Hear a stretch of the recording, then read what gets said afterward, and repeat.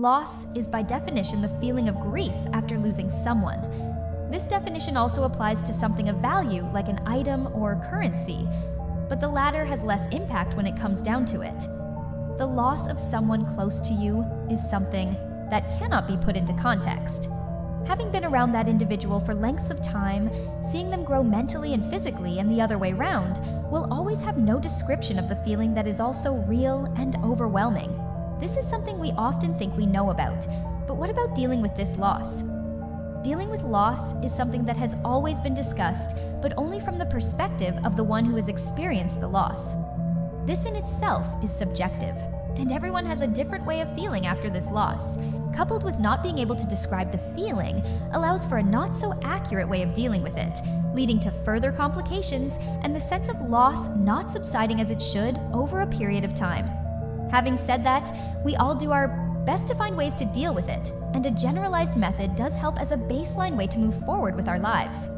This, however, has further implications due to our normal lives still being heavily affected by the loss that we are trying so hard to overcome. The best way to deal with loss of someone close is to deal with it step by step. Firstly, you should not blame yourself or anyone else for this loss, albeit if it was, how we say, a natural loss. No matter what the reason of this natural loss, the battle that the individual was facing was in fact greater than your own struggle to cope with the loss. This is not taking anything away from your feeling of grief, but only amplifying the things the one who is no longer with us has had to deal with, either alone or with support. The next stage of coping is running this thought through your mind. What would they want? Would they want me to feel like this because of them?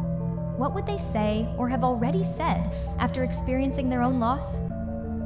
In most cases, the older generations had struggles we may not face at all, and dealing with tragedy and loss became something that was just part of life. And after all, we all have our time on this earth. Some live shorter lives than others. Others live longer, but only to experience more loss throughout their lives. You can never label a group of people in this way, however, because even the ones who have lived shorter lives could experience the same level or a greater number of losses as the ones who have lived long. The third stage of coping is to occupy your time and mind with something you love doing.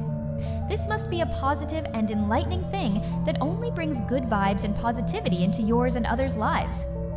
Connecting with your spirituality will always bring to the forefront the understanding that we all must say goodbye. When our time is near, we would not want anyone to detriment their own lives because of us. This full circle moment is something that will always highlight the enlightened soul and their awareness. While we are here on this earth, may we be kind and good to one another, showing compassion and serving others without the expectation of reward. Live an honest life through truthfulness, as this is all that is real in this world. Truth is high, higher still is truthful living. Thank you, and stay blessed.